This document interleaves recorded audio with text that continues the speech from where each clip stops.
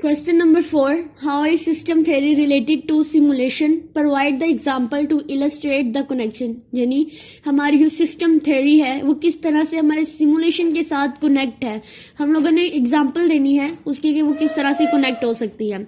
तो सबसे पहले इसके पॉइंट्स देख लेते हैं। सबसे पहला पॉइंट है हमारे पास अंडरस्टैंडिंग द सिस्टम बिहेवियर, यानी हमारा जो सिस्टम है उसके बिहेवियर को अंडरस्टैंड करना। सेकंड है हमारे पास मॉडलिंग द कम्प्लेक्स सिस्टम, यानी जो कम्प्लेक्स सिस्टम है उसको मॉडल बनाना। उसके बाद आता है डायनामिक बिहेवियर एनालिसिस, यानी जो प्रैक्टिकल स्टडी होती है एक्टिविटी की वो। नंबर 4 पर आ जाता है optimisation and decision making, feedback and control system number 5 पे। और नंबर 6 पे है risk assessments and scenario planning. ये वाला अगर हम लोग देखें तो हम लोग क्वेश्चन नंबर 3 के अंदर भी इसको पढ़ चुके हैं, अपनी जो हमने की कंपोनेंट्स पढ़े थे उसके अंदर, ठीक है। अब देखो हमारे पास देखिए अंडरस्टैंडिंग द सिस्टम बिहेवियर, इसका मतलब क्या होता है कि हमारा जो सिस्टम है वो किस तरह से बिहेव करता है। सिस्टम थ्योरी इस बारे में क्या कहती है और सिमुलेशन इस बारे में क्या कहती है, हम लोगों ने ये बताना है, यानी कनेक्शन बताना है। तो जो सिस्टम थ्योरी होती है वो इस बिहेवियर को, सिस्टम के इस बिहेवियर को समझने के लिए, अंडरस्टैंड करने के लिए एक बेसिक फ्रेमवर्क जो होता है वो प्रोवाइड करता है, जबकि सिमुलेशन क्या करता है कि वो प्रैक्टिकली ऑब्जर्व करता है और फिर इसकी जो भी बिहेवियर होते हैं उसको प्रिडिक्ट करता है। जैसे हमारी यहाँ पर एग्जांपल है इकोलॉजिकल सिस्टम थ्योरी की। इसमें क्या होता है कि जो थ्योरी, सिस्टम थ्योरी होता है वो जो भी इंटरेक्शन होती है, यानी जो स्पीशीज होती हैं, जो एनवायरमेंट्स होते हैं इनके जो भी इंटरेक्शंस होते हैं आपस में, उसको अंडरस्टैंड करती है सिस्टम थ्योरी। जबकि सिमुलेशन क्या करता है, इसको ऑब्जर्व करता है कि किस तरह से एक कंपोनेंट में चेंजिंग की वजह से हमारे पूरे इकोसिस्टम, जो इकोसिस्टम होता है वो इफेक्ट हो सकता है, ठीक है। नंबर 2 पे आ जाता है modelling complex system. Modelling complex system क्या होता है कि हमारा जो कम्प्लेक्स सिस्टम होता है उसको हम लोगों ने मॉडल बनाना होता है इसके अंदर। अब इसमें सिस्टम थ्योरी क्या कहती है और सिमुलेशन क्या कहती है। सिस्टम थ्योरी इसमें एम्फसाइज करती है important of the modelling to represent the structure and interaction within a system, कि हमारा जो कम्प्लेक्स मॉडल्स होते हैं ये सिस्टम के साथ किस तरह से इंटरेक्ट है और इसका स्ट्रक्चर क्या है उसको मॉडल बनाकर रिप्रेजेंट करती है हमारी सिस्टम थ्योरी, ठीक है। जबकि हमारी सिमुलेशन क्या करती है, वो प्रैक्टिकली जो है वो इसको परफॉर्म करने के लिए इसको हाइपोथेसिस बनाती है और इसको सिनेरियोस की फॉर्म में चेंज कर देता है। इसकी एग्जांपल ये है कि traffic management system. Traffic management में क्या होता है कि जो सिस्टम मॉडल होता है वो हमारी जो व्हीकल्स के फ्लो होते हैं उसको रिप्रेजेंट करता है कि किस तरह से वो क्रिएट होता है। जबकि सिमुलेशन क्या करती है, can be use to test the impact of changes in traffic signal timing और ओवरऑल ट्रैफिक पैटर्न, यानी फिर सिमुलेशन उसको प्रैक्टिकली परफॉर्म करके देखती है। जो सिस्टम थ्योरी ने मॉडल बनाया होता है उसको वो क्या करती है कि वो देखती है कि ट्रैफिक सिग्नल्स की वजह से उसकी टाइमिंग क्या है और कैसे ट्रैफिक पैटर्न को हम लोगों ने कंट्रोल करना है, किस तरह से चेंजिंग जो होती है उसके ऊपर इंपैक्ट होती है। नंबर 3 पे है डायनामिक बिहेवियर एनालिसिस, यानी जो प्रैक्टिकल स्टडी ऑफ एक्टिविटी है वो।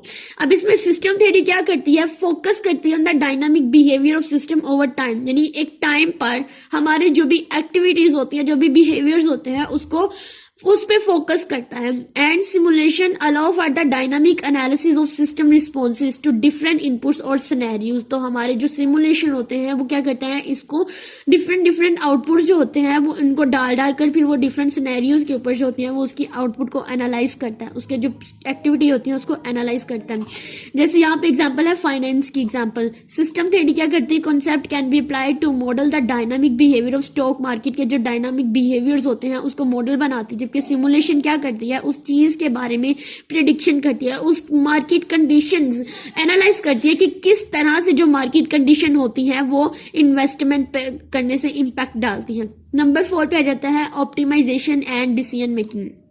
अब इसमें क्या होता है, ऑप्टिमाइजेशन का मतलब होता है कि जो परफॉर्मेंस होती है उसकी इंप्रूवमेंट करना, और डिसीजन मेकिंग होती है कि हमने कोई ना कोई डिसीजन लेना है। अब system theory help in optimising system performance by understanding its structure and simulation provide a platform to experiment with different configuration and make informed decisions.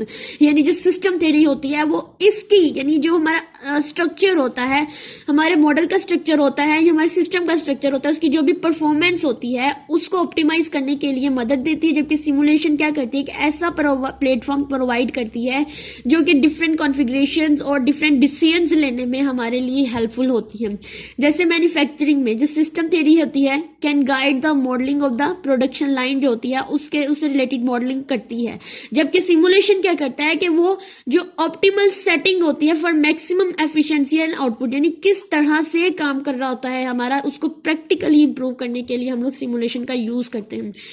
Next हमारे पास है feedback and control system. Feedback क्या काम करता है? Feedback ये काम करता है कि हमने जो आउटपुट निकाली होती है, हमारे जो यूजर्स होते हैं वो हमें इस पे फीडबैक देते हैं, अपनी अपनी जो राय देते हैं कि ये काम इस तरह से करेंगे तो हम लोग जो होते हैं, फिर इस फीडबैक से ही हम लोग अपने जो सिस्टम होते हैं उसको ज़्यादा से ज़्यादा अच्छे तरीके से कोऑपरेट कर सकते हैं उसके साथ। तो सिस्टम थ्योरी क्या करती है कि वो जो कंसेप्ट ऑफ फीडबैक होता है सिस्टम के लिए इंप्रूवमेंट के लिए, उसके साथ इनकॉर्पोरेट्स करती है, यानी वो इसके साथ कॉर्पोरेट नहीं करती। जबकि सिमुलेशन क्या करती है, वो इसकी टेस्टिंग के लिए इसकी refining control mechanism based on this phase. तो सिमुलेशन क्या करती है कि इसकी बेस पे ही, फीडबैक की बेस पर ही वो डिफरेंट टेस्ट करती है डिफरेंट किस्म के मॉडल्स को, ठीक है। जबकि हमारी जो सिस्टम थ्योरी होती है वो इसके साथ इनकॉर्पोरेट करती है, लेकिन सिमुलेशन क्या करता है, वो इसके साथ कॉर्पोरेट करता है। जैसे हेल्थ केयर सिस्टम की बात करें, system theory can be applied to model patients care process में, जबकि simulation can be used to refine protocols and control mechanism based on the feedback from the actual patient outcome. यानी कि हमारी जो system theory होती है वो model के ऊपर अप्लाई की जाती है कि किस तरह से, मतलब पेशेंट को अगर हम ये मेडिसिन दे तो किस तरह से होगा। जबकि हमारा जो सिमुलेशन होता है वो क्या करता है कि वो एक्चुअल पेशेंट, यानी जो रियल पेशेंट होते हैं उसके ऊपर चेक करता है। फिर हमारी risk assessment and scenario planning आ जाती है। ये हमारा लास्ट वाला पॉइंट है यहाँ पे। रिस्क असेसमेंट का मतलब क्या होता है कि हमारे सिस्टम के अंदर जो जो रिस्क होते हैं उनको समझना। फिर सिनेरियो प्लानिंग क्या मतलब क्या होता है कि हमने फिर उनको ठीक करने के लिए, उनको इम्प्रूव करने के लिए जितने भी रिस्क फैक्टर होते हैं उसके ऊपर हम लोगों ने प्लानिंग करनी है कि हमें किस तरह से उसको सिनेरियो बनाना चाहिए। तो इसमें जो सिस्टम थ्योरी होती है aids in understanding the risk within a system and simulation allow for scenario planning to assess the potential impact of different risk factors, ठीक है। उसके बाद हमारे पास क्या आ जाता है, इसकी एग्जांपल में आ जाता है डिजास्टर मैनेजमेंट, यानी जितने भी हमारे पास आप कह सकते हैं मुसीबतें हैं उनको मैनेज करना।